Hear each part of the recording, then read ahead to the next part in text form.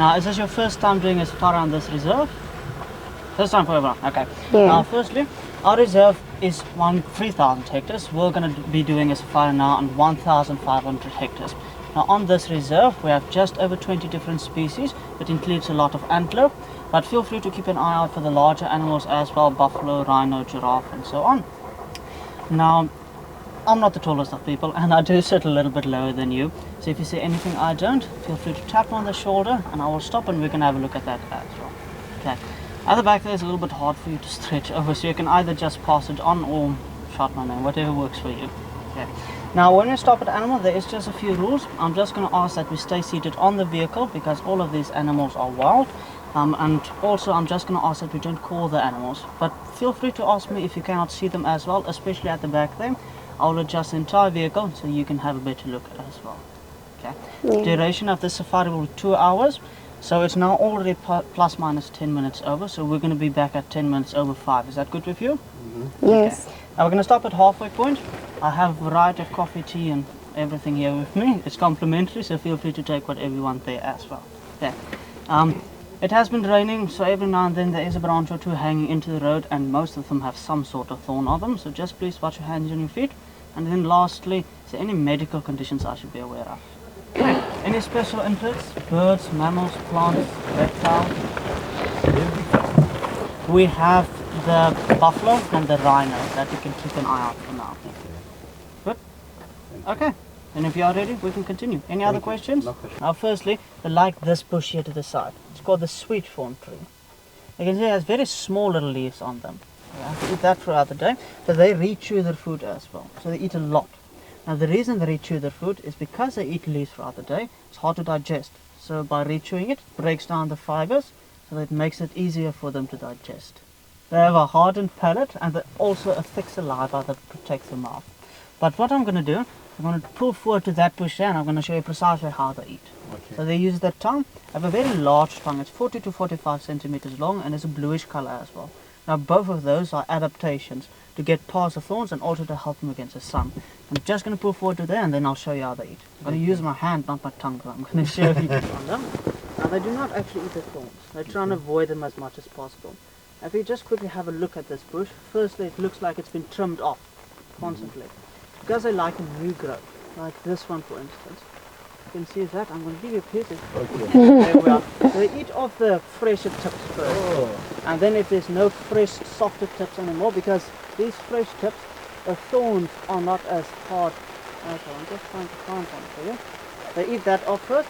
There's no new growth anymore. What they do is they take the tongue, just wrap it around the thorns like that, and then with our trees like this one. You can see there's thorns at the back here, but the front piece has no thorns. And they just pull it off with the tongue like that constantly. Oh.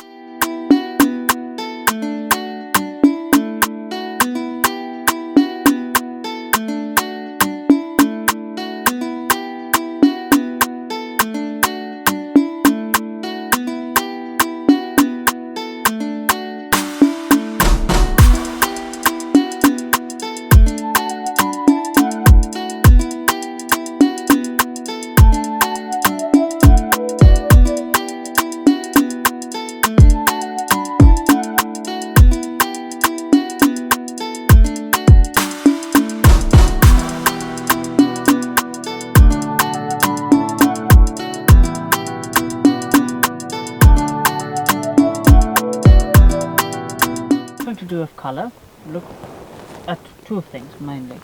So firstly, if you look at the head of this rhino, it's a very large head, ears on top of the head, and then if you look at the lip, it's very wide lip.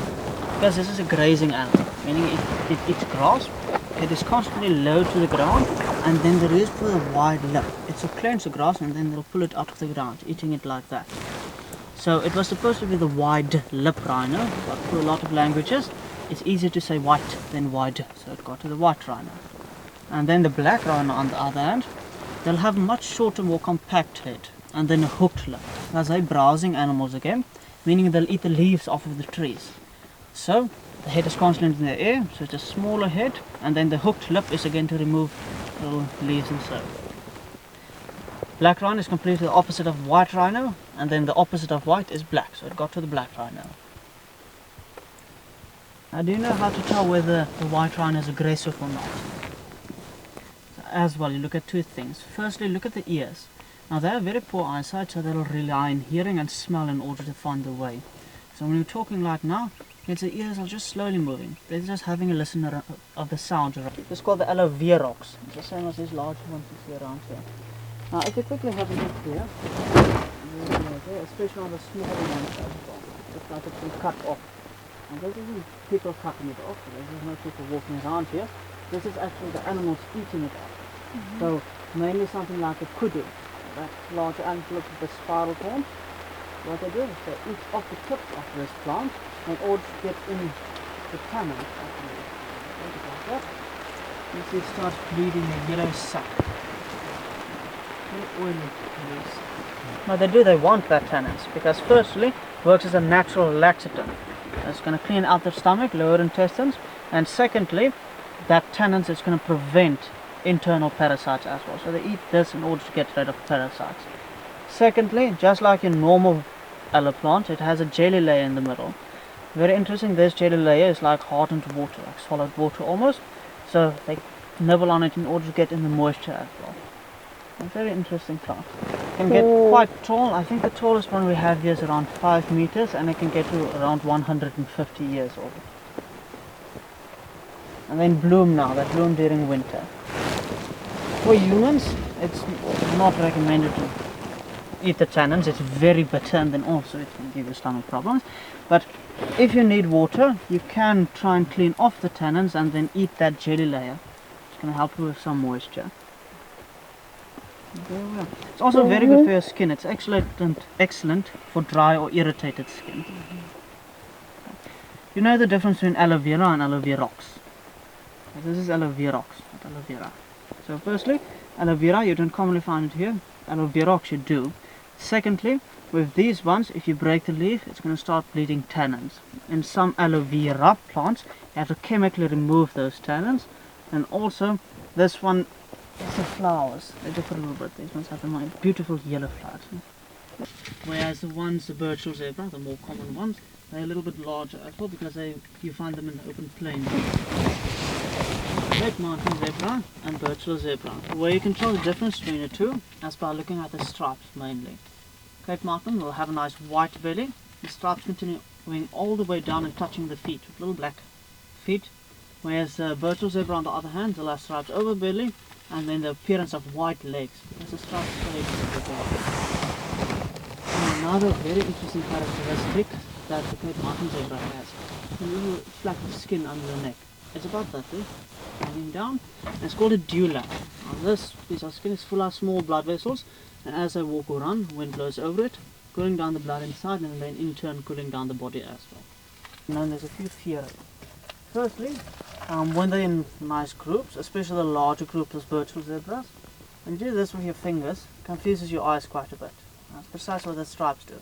When they run in groups, start to confuse predatory animals, so they can't see the outlines as well, they don't know which end is a head and which end is a hindquarter, and they lose the zebra. Secondly, also it's for little insects, for like mosquitoes and flies. Both of them have two eyes consisting out of lots of smaller eyes. The stripes confuses them and then they do not bite the zebra. It's quite interesting, it's just a theory, like I said, but when you have a look at the zebra, there's sometimes 1 or 2 flies around them. But if you look at the buffalo, they're packed with flies and they can stand next to each other. I've seen it before. It's a baby zebra with his mother and then our group of buffalo. Buffalo were packed with flies. Zebra, 1 or 2. Around. The one with the best dance and the most beautiful colors, he then gets the females. Now they have more or less the same structure as the kudu that we saw. So you have a group of only females called a breeding group, usually related females with the babies. You can see the female and the one baby, and then you have another group called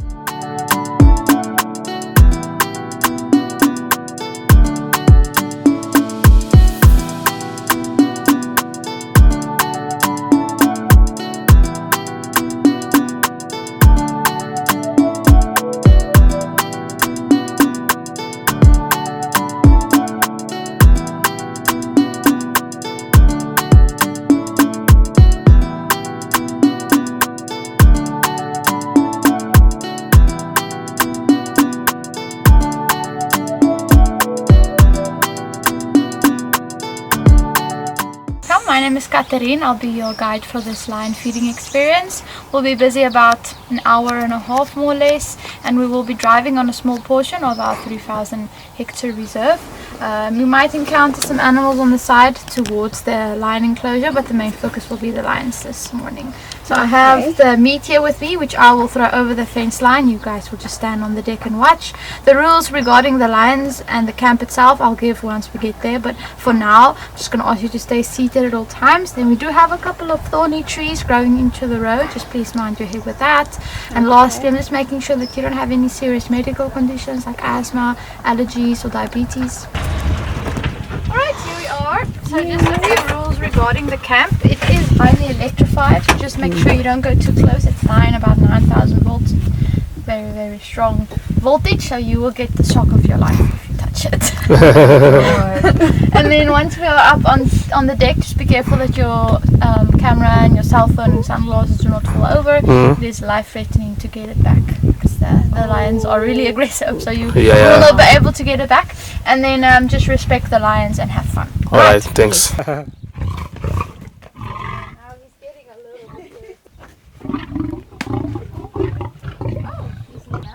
Even though it is his sisters, it's the only females here.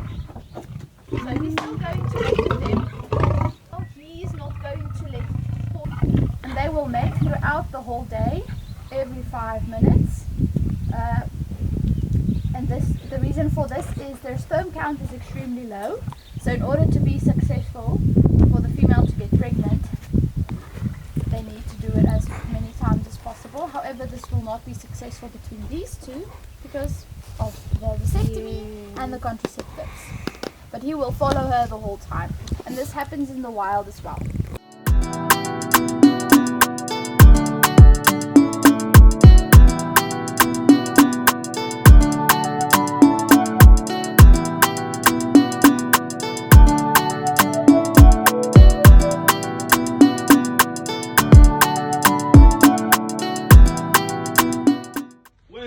Yeah, this one. Take your time, take your time. Don't be scared, man. It's about take and give and take and give. And trunk up, mouth open, the food in his mouth. Wait. Must point it up, man. Trunk up, mouth open. Let me point it up. The bud. Wow, it's gone. It's coming. You need carrot? There we go. And then the basket can get a hug from him. Oh, wait. Can you come right in? Yeah. Yeah, turn around, face the camera now. Okay. He's going to hug you. Thank you. There we go. All right. Your body and come to the big one. Oh, the bigger one. Wait. Don't forget to face the camera and put a nice picture. No? Yeah. I'm a little bit scared. Look at this coming. He wants food. You said trunk up, mouth open, go for Okay, the tongue mouth. up. The mouth trauma. Up. That. One more. Again. Fish. And then the basket, yeah. And Okay. one more hug from him. Him also. Yeah. Move forward a A little bit. little bit forward. There